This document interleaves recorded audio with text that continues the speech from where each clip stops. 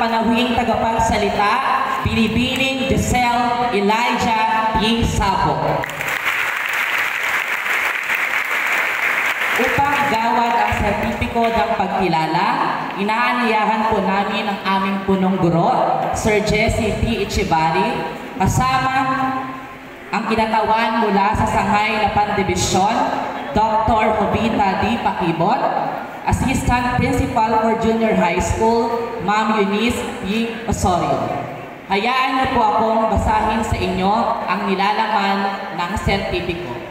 Republic of the Philippines, Department of Education, Region 4, Mimaropa, Division of Occidental Mindoro, Pedro T. Minjola Senior Memorial National High School, National Road, Bagong Sikat, San Jose, Occidental Mindoro. Awards this certificate of recognition to Miss Giselle Elijah P. Sapo in grateful appreciation and acknowledgement of her valuable time, insights, and inspiration shared with our learners. Moving up ceremony of Pedro T. Minjola Senior Memorial National High School with the theme, Kabataang Pilipino para sa matatag na kinabukasan ng bagong Pilipinas. Held at PTMS NNHS Gymnasium on May 31, 2024. Given this 31st day of May 2024 at Bagong Sikat, San Jose, Occidental, Mindoro. Signed by our school principal 3, Sir Jesse T. Ichibari. Muli, bigyan po natin ng masigabong palakpakan ang ating panahing tagapagsalita, Binibining Giselle Elijah P. Sapo.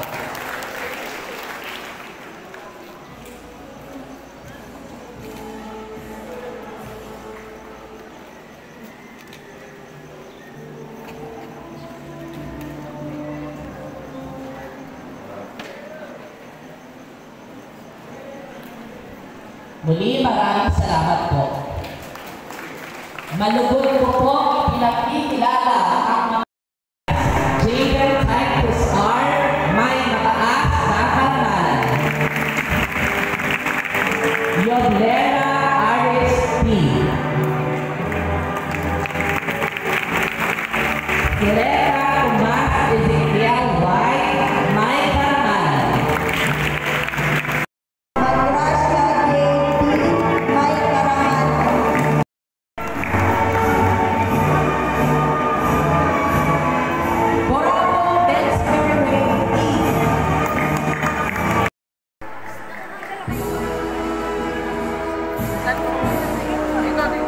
De los Reyes, Jezebel F. Aras Rocky J. M. May mataas na karangalan.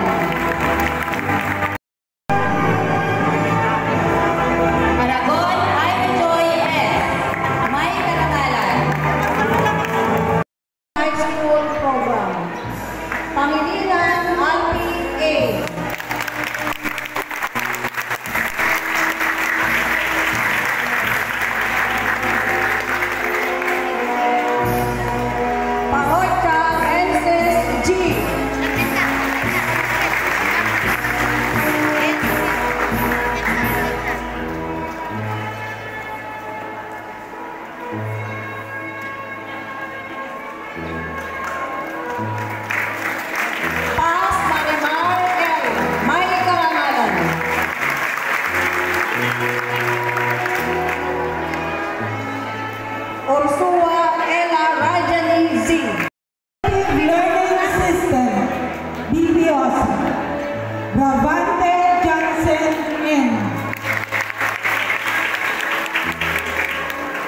De la Cruz Javon V. John Daniel N. Menese Victor D. Wendell F. Bautista Noveline P. May pinakamataas na karangalan. Best in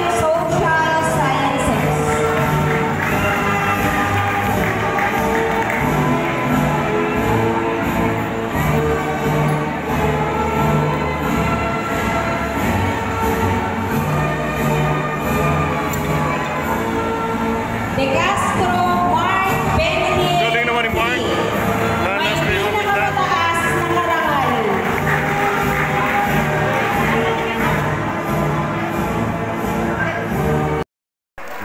Congratulations! Mana sa tatay, gwapo pa.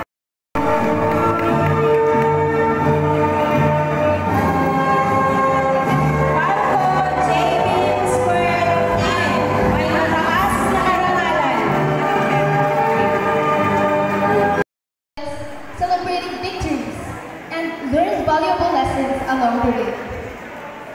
I want to take a moment to extend our heartfelt thanks to our amazing Principal 3, Sir Jesse P. Echevarri. Sir, your compassion and tireless dedication to this PTL family have touched us in unique ways. It is an incredible honor to stand here before you and give the Thanksgiving speech. I want to say that I'm very proud of each one of us who endured all the stress, sleepless nights, and the struggles that we all went through just to get this far. Over the years, maraming pagkakaibigan ang nabuo, ngunit meron din mga nasira. I once had a friend na palagi kong kasama. At akala ko hindi na magbabago yun. But I was wrong. Umabot sa point na hindi kami nag-usap kayo.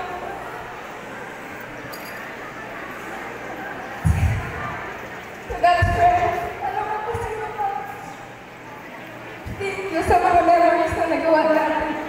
Thank you sa lahat ng memories na masasaya. Sorry po.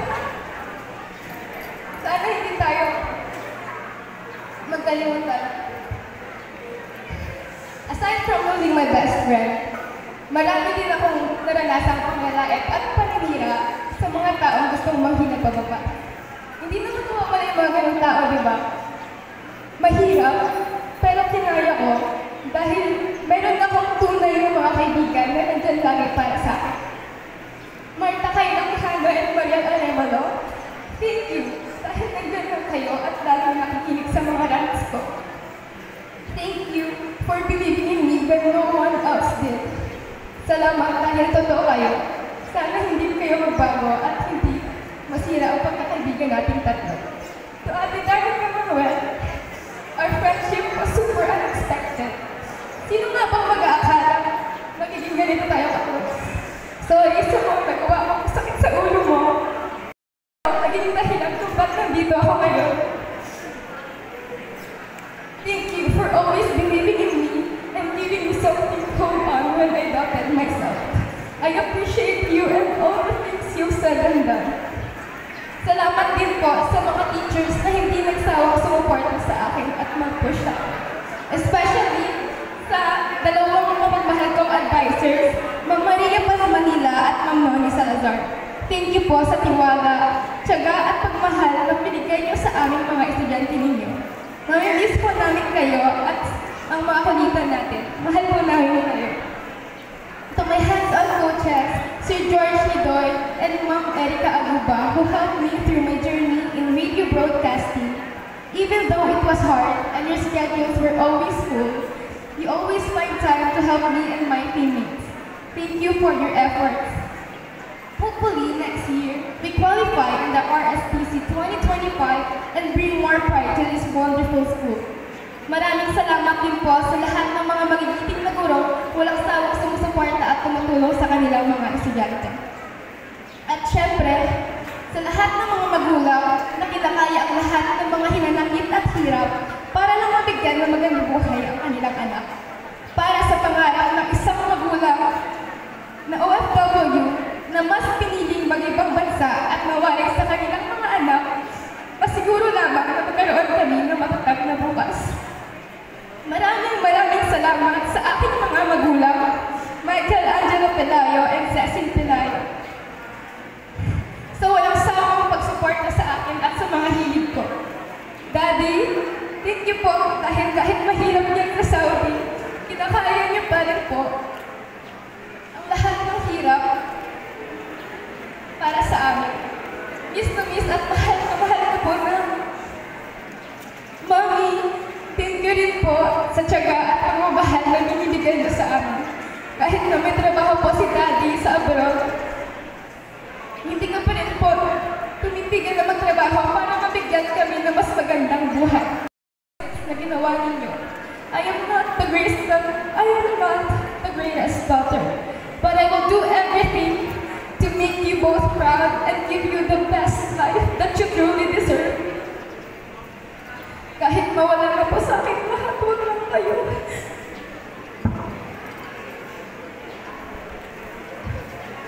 Sa mga computers na kagaya ko, mahalin at pasalamatan natin ang ating mga magulang.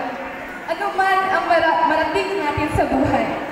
Kahit minsan may sama tayo ng loob sa kanila, isipin natin pinatry nila ang kanilang best para lang matupad natin ang ating mga pangarap. Wala tayo rito kung wala sila. Congratulations to us all. May our paths be filled with endless possibilities and our spirits be lifted by the support of the people who believes in us. Huwag tayong mag-apekto sa mga taong gusto kayong hilahin pababa. Pagkos, isama natin sila sa mga rason upang ipagpatuloy ang kung anong nagpapasaya sa atin. Sapagkat may kasabihan, if you do what you love, success follows. Huwag ninyong baguhin ang sarili ninyo just to please others. Always be the best version of yourself and do what makes you happy. Thank you for being a part of this journey.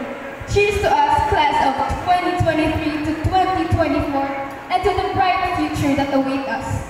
Naway gabayan at pagpalain tayo ng Panginoon. Muli, maraming salamat at mabuhay ang kabataang Pilipino para sa matatag na kinabukasan ng bagong Pilipinas.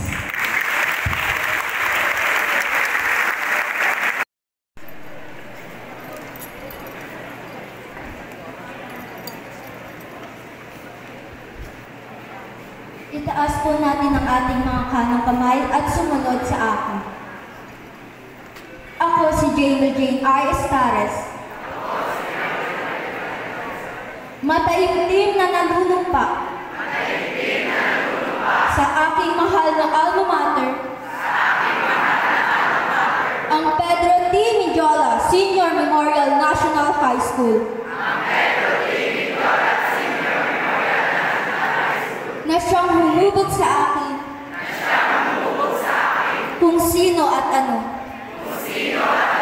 ang katayuan ko ngayon. Isang individual na may kaalaman, kakayahan at katapangan na kasasalaminan ng isang tao may mataas na pagpapahalaga sa kanyang sarili. Tutuparin kong matamo ang mga hangarin ko sa buhay upang kilalanin at ipagmalaki ako ng aking inang paaralan. Matapat ko rin isinusumpa na ipagpapatuloy kong isasagawa ang aking magagandang layunin sa kapwa, katarungan, paninindigan, at paglilingkod sa aking bansa, ang Republika ng Pilipinas. Makikisangkot at aktibong makikilahok sa mga gawain magpapaunlad ng bansa at patuloy na pananatilihin ang isang mapayapang pakikipagkapwa. Sa pamamagitan nito, patuloy kong hinihingi nagabayan ako ng dakilang lumikha na isa puso't isa diwa. Ang pangakong ito